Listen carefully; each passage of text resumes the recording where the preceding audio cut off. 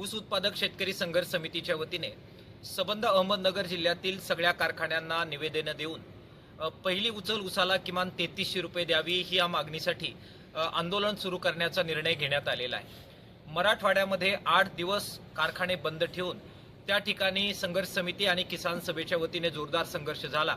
त्याचा परिणाम म्हणून अनेक कारखान्यांनी पहिली उचल 2800 रुपये आणि भाव 3000 पेक्षा जास्त देऊ अशा प्रकारची लेखी मागणी मान्य केलेली आहे आणि त्यानंतरच त्या ठिकाणची कोयताबंदी उठवण्यात आलेली आहे। परभणी जिल्ह्यामध्ये सुद्धा हे आंदोलन विस्तारतंय।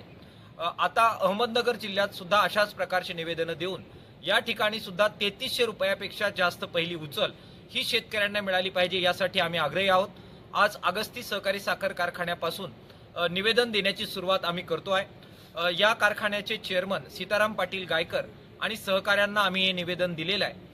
त्यांनी या मागणीचा सकारात्मक विचार करण्याचा शब्द हा आम्हाला दिलेला आहे।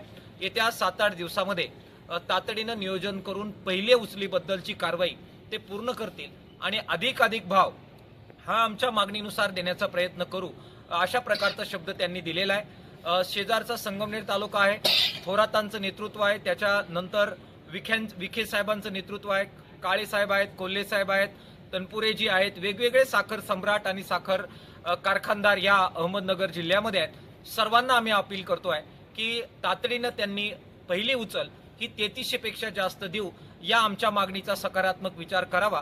त्यांनी तर तो केला तर ठीक, नाही केला तर अहमदनगर जिल्ह्यात सुद्धा जबरदस्त शेतकऱ्यांचं आंदोलन या मागणीसाठी आम्ही सुरू करणार आहोत।